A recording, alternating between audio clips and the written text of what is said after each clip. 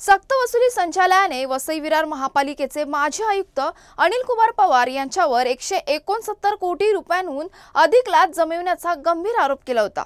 ईडीने विशेष पीएमएलए न्यायालयात आरोपपत्र दाखल केले आणि त्यावर अटक करण्यासाठी कारवाई केली होती। तथापि मुंबई उच्च न्यायालयाने बुधवारी ईडीच्या अटकेच्या कारवाईला बेकायदा ठरवले। न्यायालयाने दिलेल्या निर्णयात म्हटले आहे की ईडीच्या ताब्यात असलेल्या ठोस पुराव्यांअभावी अनिल कुमार पवार यांच्यावर लावलेल्या आरोपांसाठी आवश्यक आधार नाही।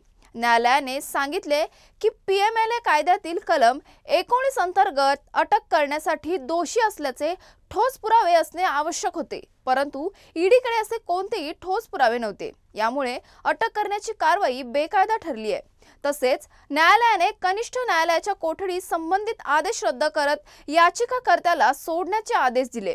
ईडीने दाखल केलेले आरोप मुख्यतः विशिष्ट विकासक आणि वास्तुविशारद यांच्या जबाबावर आधारित होते, ज्यामुळे या कारवाईला न्यायालयाने नाकारले।